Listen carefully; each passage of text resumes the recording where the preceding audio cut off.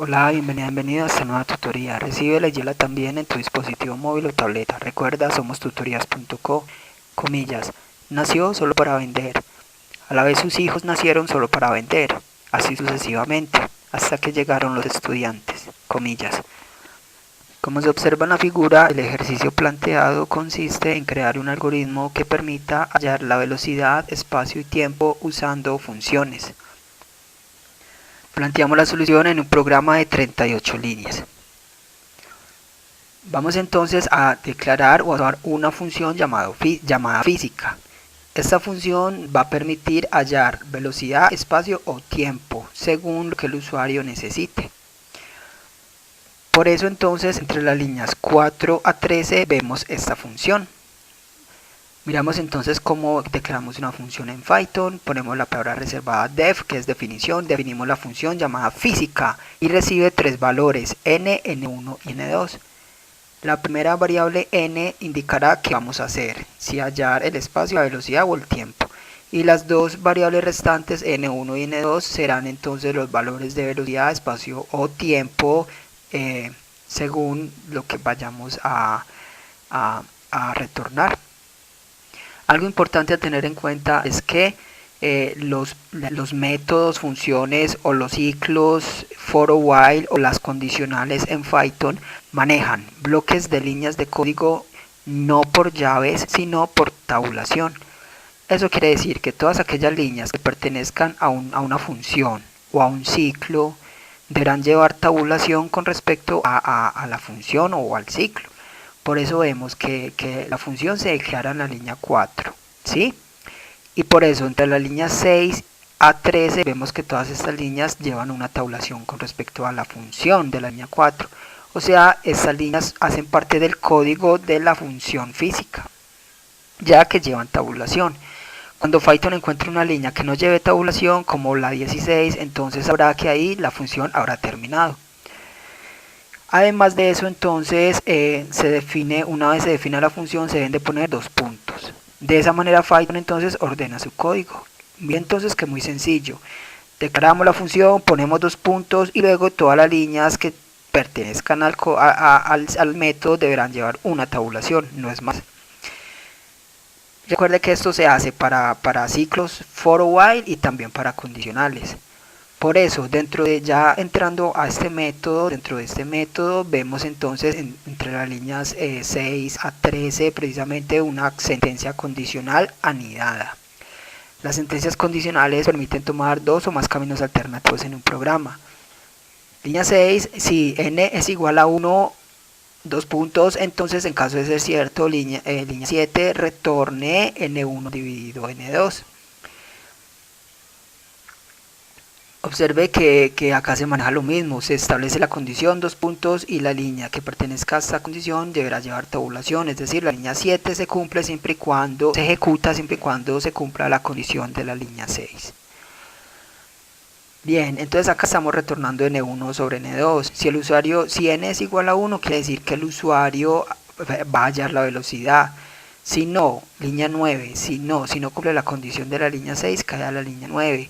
El if es similar a else if. Else if es si n es igual a 2, entonces línea 10 retorna n1 por n2. Y si no, entonces n es igual a 3, es decir, que línea 13 va a retornar n2 sobre n1. Recuerde que la velocidad, el espacio y el tiempo están relacionados. Para hallar la velocidad, el espacio y el tiempo simplemente se despeja, ¿sí? Eso es lo que estamos haciendo acá. Bien, entonces esta es una función sencilla, n va a saber qué va a retornar y simplemente ese valor se retorna desde donde se vaya a invocar. Recuerde que una función es un bloque de código aparte del código general, entonces acá entre las líneas 4 a 13 tenemos ese método o función llamada física. Ahora en la línea 16 entonces la variable opción va a recibir lo que el usuario ingrese. Lo que el usuario ingrese al mensaje o al menú que vamos a mostrar, de 1 velocidad, 2 espacio, 3 tiempo y 4 salir. Esto lo hacemos usando el método input.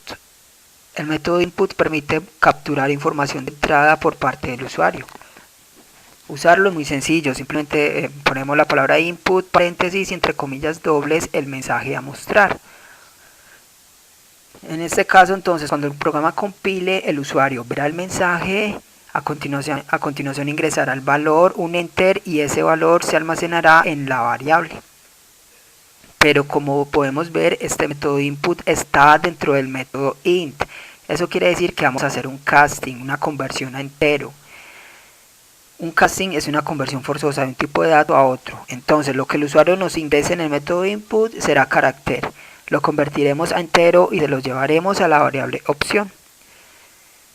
Dentro del mensaje del input vemos un \n y un \t. El \n es un salto de línea, es decir, un enter. El \t es un tabulador, es decir, un espacio largo.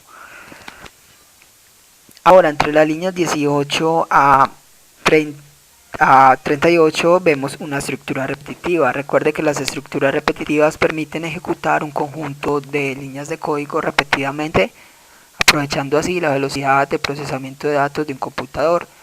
En este caso vemos un ciclo while cuya condición es mientras la opción sea diferente a 4 va a ingresar al ciclo.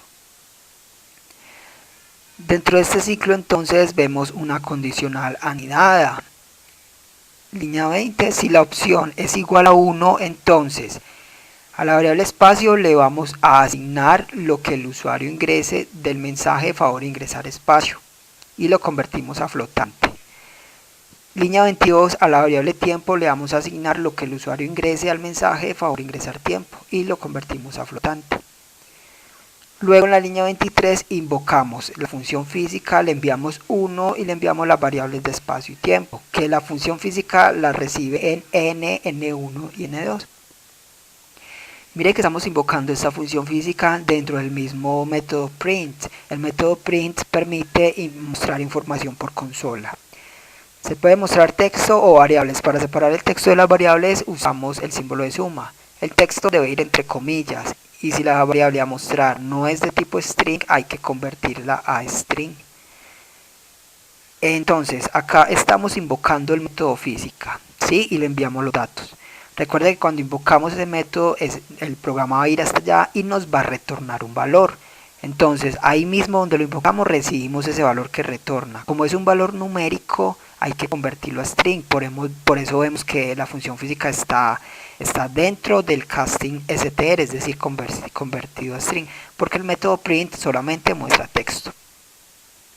Asimismo, entonces, vemos para la opción 2. En la opción 2 vamos a hallar el espacio, entonces le pedimos al usuario que ingrese velocidad, tiempo, invocamos la función física y le enviamos como argumentos el 2, la velocidad y el tiempo. Y la opción 3 también. El else de la línea 35 es si el usuario no ingresó ni 1, ni 2, ni 3, es decir, ingresó el 4 que quiere salir.